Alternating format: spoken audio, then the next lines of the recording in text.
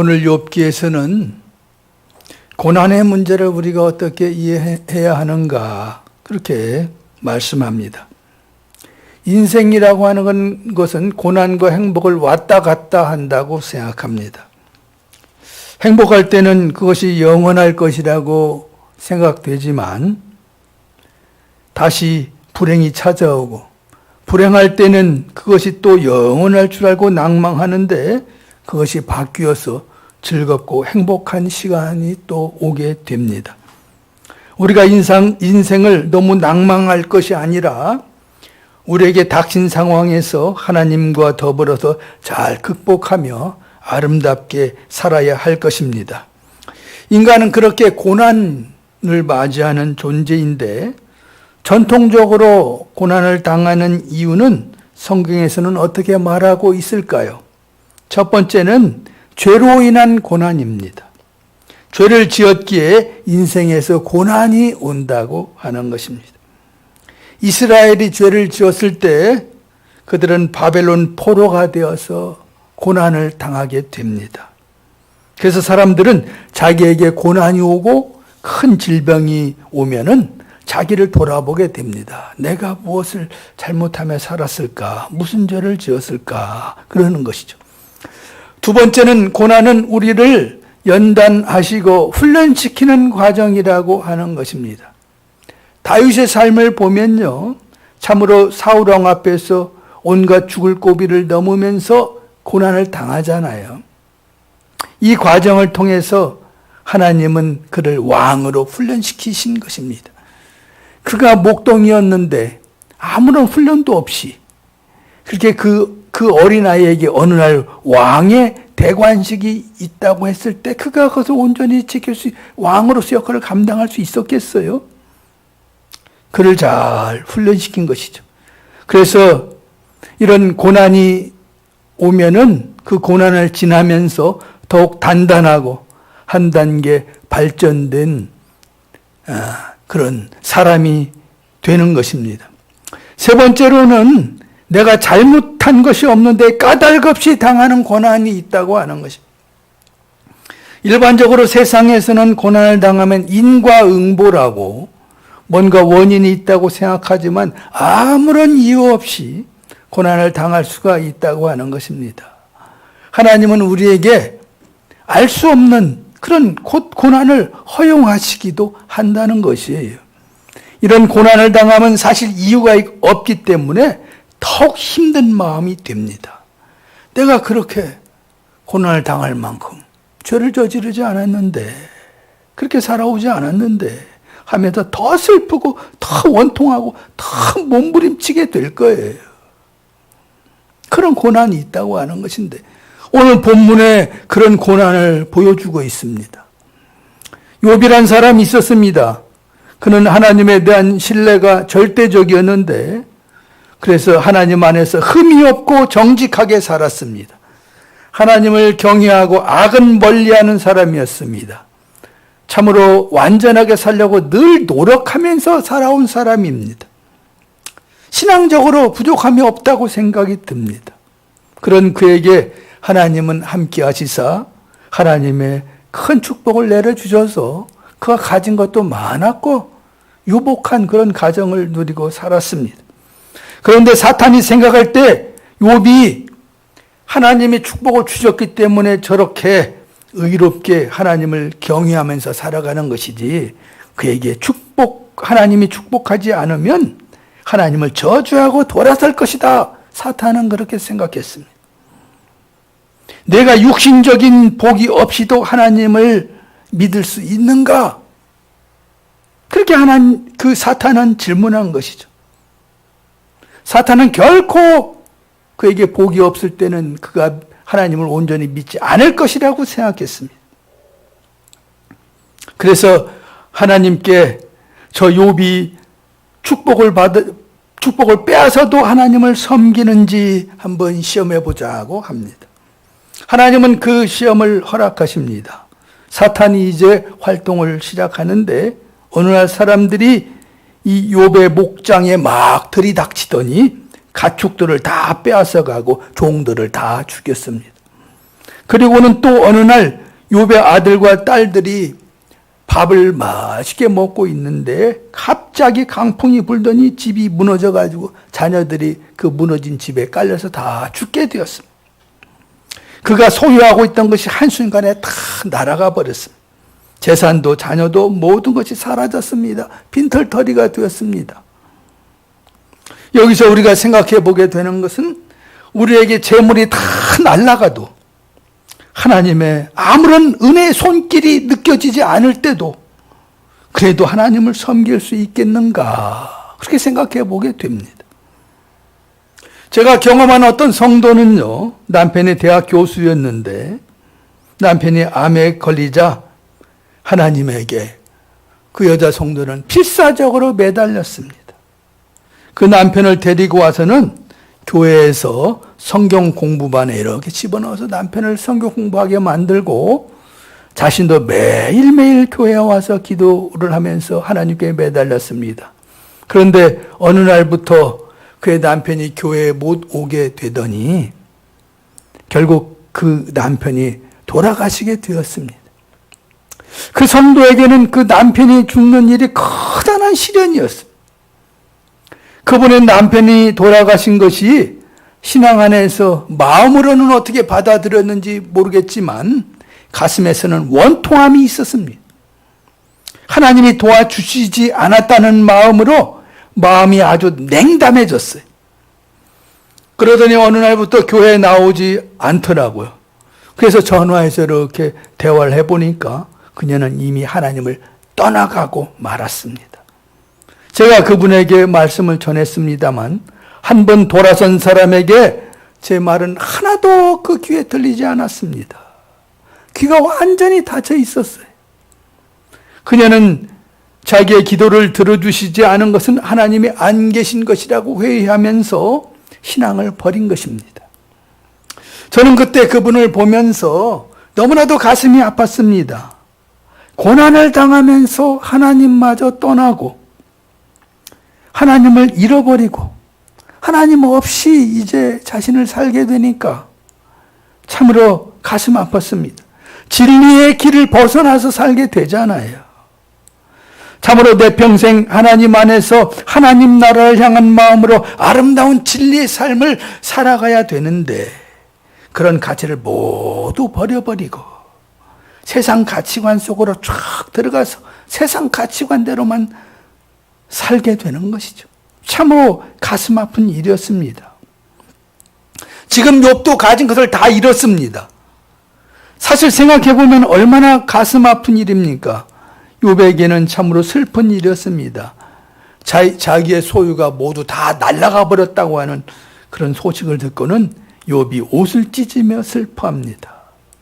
그러면서 슬픔 가운데 슬퍼하면서도 그는 하나님을 저주하기는커녕 주의 이름을 찬양했다고 성경은 말씀하고 있습니다.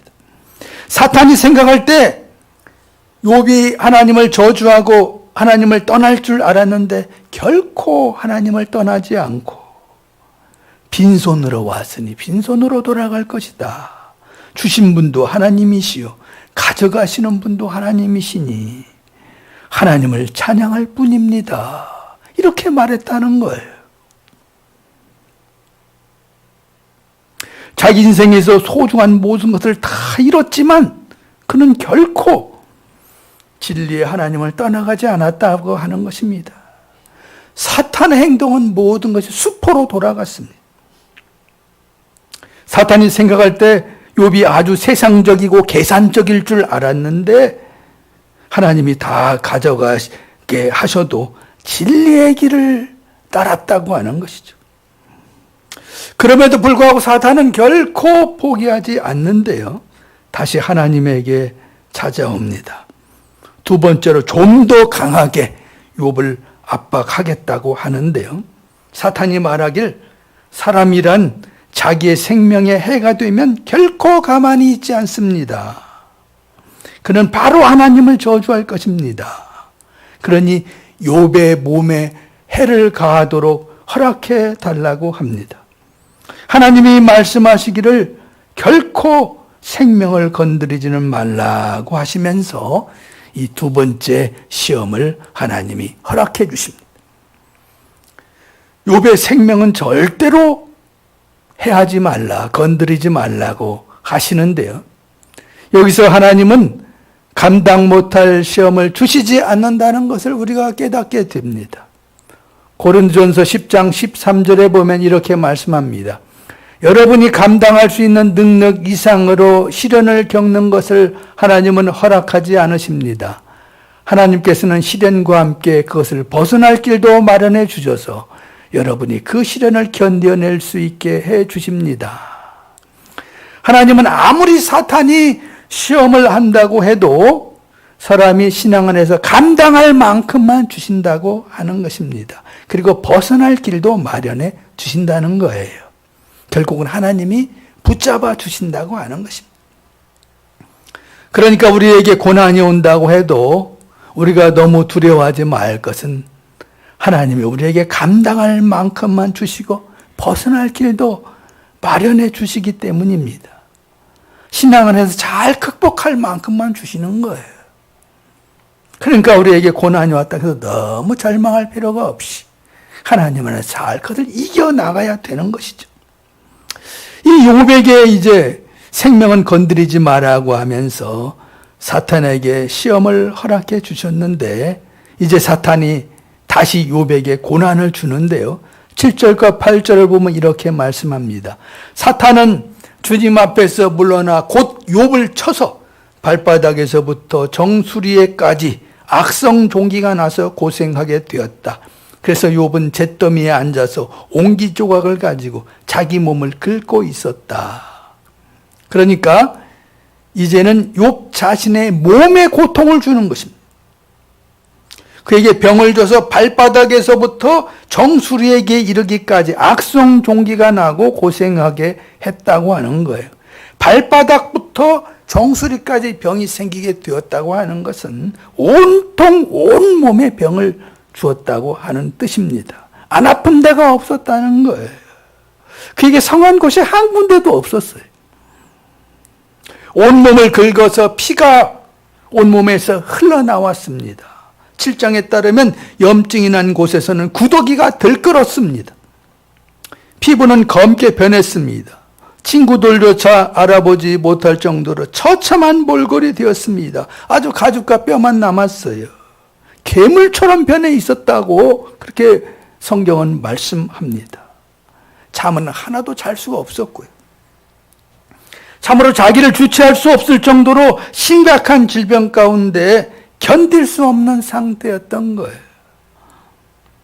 사탄은 욥이 가진 것을 다 잃게 했지만 그럼에도 불구하고 저 욥이 까딱도 하지 않았기 때문에 이번에는 견디기 어려운 질병을 줘가지고는 그를 굴복시키려고 한 것입니다. 욥의 건강을 쳐버린 거예요. 몸에 고통을 주면 하나님을 배신할 거라고 생각한 것이죠. 그러면서 사탄은 그것만으로 안심을 못했는지 한 가지 도구를 더 사용하는데요. 바로 욥의 아내를 사용합니다. 아내가 욥에게 말하는데 이렇게 말해요. 9절에 보면 이렇게 말씀합니다. 그러자 아내가 그에게 말하였다. 이래도 당신은 여전히 신실함을 지킬 겁니까? 차라리 하나님을 저주하고서 죽는 것이 낫겠습니다. 그러니까 하나님을 저주하고 자살해버리라. 그의 아내가 말하는 거예요. 오늘 이 본문의 번역자는 굉장히 정중하게 번역해서 표현했지만 그의 아내는 소리를 지르면서 하나님을 저주하고 나가 죽으라고 명령처럼 말했을 것입니다. 저는 지금 사탄이 이 모든 과정에서 주도하기 때문에 욥의 아내가 사탄의 권세 아래서 지금 그렇게 움직이고 있다고 생각합니다. 그의 아내가 그렇게 말했는데 사실 오늘날도 남편이 이제 돈을 못 벌고 짐이 되면 이혼을 하거나 구박을 하는 경우도 있다고 합니다. 지난 IMF 시절에 직장을 잃거나 사업체가 부도가 나거나 생활 대책이 막연해졌을 때 그동안 함께 살던 남편을 버리고 이혼한 사람들이 많았다고 합니다. 돈을 벌 때 아내에게 행한 것이 자기 마음대로였고 아내를 배려하지 못했는데, 그렇지만 돈을 벌어다 주었기 때문에 같이 살았지만 이제 돈도 못 벌고 부담이 되면 버린다고 하는 것입니다. 가정이 함께 책임지고 함께 사랑으로 살아가야 되는데 그러지 못하고 경제적인 상실이 오면 부부가 경제만을 위한 어떤 관계인 것처럼 생각하면서 세상적인 모습이 발생한다고 하는 것입니다. 욥의 가정에서도 이런 모습이 나타나는데요. 참 가슴 아픈 일입니다. 그런데 욥은 어떻게 합니까? 10절에 보면 이렇게 말씀합니다. 당신까지도 어리석은 여자들처럼 말하는구려. 우리가 누리는 복도 하나님께로부터 받았는데 어찌 재앙이라고 해서 못 받는다 하겠소. 그러면서 결코 하나님을 원망하지 않았다고 하는 거예요. 욥은 절대로 고난이 온다고 해서 하나님을 떠나지 않았고 하나님을 원망하지 않았고 하나님 안에 하나님을 찬양하면서 있었다고 하는 거예요. 그러니까 욥은 모든 것을 잃었습니다. 생명은 붙어 있으나 산송장 같았습니다. 그의 아내조차 하나님을 저주하고 죽으라고 말합니다. 아주 극심한 고통 가운데 처한 것입니다. 그럼에도 불구하고 그는 하나님을 저주하거나 하나님을 결코 배신하지 않았다는 거예요. 저는 이 욥에게서 하박국 3장 17장 18절의 말씀이 생각났습니다. 무화과 나무에 과일이 없고 포도나무에 열매가 없을지라도 올리브 나무에서 딸 것이 없고 밭에서 거두어들일 것이 없을지라도 우리의 양이 없고 외양간에 소가 없을지라도 나는 주님 안에서 즐거워하련다. 나를 구원하신 하나님 안에서 기뻐하련다. 하나님이 자기에게 복을 많이 주든지 어느 날 갑자기 가진 것을 다 빼앗든지 하나님은 진리이시기 때문에 결코 그의 곁을 떠나지 않았다고 하는 것입니다. 하나님이 주면 하나님 곁에 있고 하나님이 뺏어가면 하나님을 떠난다고 한다면 너무나 세상적이고 너무나 계산적인 모습 아니겠습니까? 그렇게 세상적이고 계산적인 모습으로 산다고 한다면 그것은 결코 그리스도의 제자라고 할 수가 없을 것입니다. 그런 계산적인 삶이 결코 우리에게 행복을 가져다 주지는 못할 것입니다. 가진 것을 잃었을 때도 찬양할 수 있고 병상에 누워서도 하나님이 내 하나님이라고 고백할 수 있어야 하는 것이죠. 우리가 믿음을 가지고 살면서 세속적이고 물질적인 기준으로 하나님을 판단하고 살지 말아야 한다는 것을 여기서 깨닫게 해 줍니다. 욥은 세상의 기준이 아니라 하나님의 기준으로 살고자 했습니다. 그는 그가 가진 물질이 중요한 것이 아니라 하나님이 더 중요하셨기 때문에 물질을 다 잃었어도 하나님을 가슴에 품고 있었던 것이죠. 하나님 안에 머물 수 있었던 것이죠. 우리에게 그런 욥과 같이 물질 때문이 아니라 진리를 기준으로 삼으면서 하나님을 따를 수 있게 되기를 바랍니다. 언제나 하나님 안에서 진리의 삶을 살아간다고 한다면 나에게 때로 고난이 오고 힘든 것이 있고 내 물질이 다 사라진다 할지라도 그의 삶은 아름답게 열매 맺을 것이라고 생각합니다. 사랑하는 성도 여러분, 세상 기준이 아니라 아름다운 진리를 기준으로 하나님을 섬기면서 사셔서 참으로 복된 인생이 되시기를 예수 그리스도의 이름